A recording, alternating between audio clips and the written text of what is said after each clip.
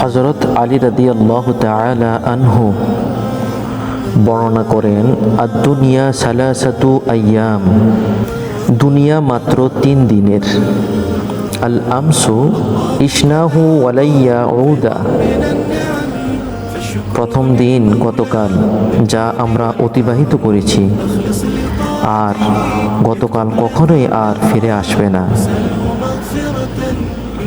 আল ইয়াউম নাঈশুহু ওয়ালাইয়া দুমা, আর দ্বিতীয় দিন হলো আজকে আমরা বেঁচে আছি, কিন্তু আজকের দিনটা কখনোই আমাদের জন্য স্থায়ী হবে না।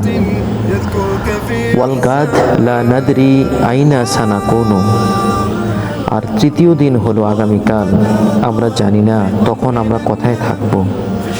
তিনি আমাদেরকে উপদেশ দিয়ে বলেছেন, ফাইশ ফিহা বিল বাসাতা ওয়ার রিদা ওয়াস সবর ওয়াত তাসলিম, সুতরাং তোমরা এই দুনিয়াতে যতদিন বেঁচে থাকবে সরলতা, আল্লাহর উপর সন্তুষ্টি, ধৈর্য এবং আল্লাহর ফয়সালার প্রতি আত্মসমর্পণ নিয়ে জীবনযাপন করো,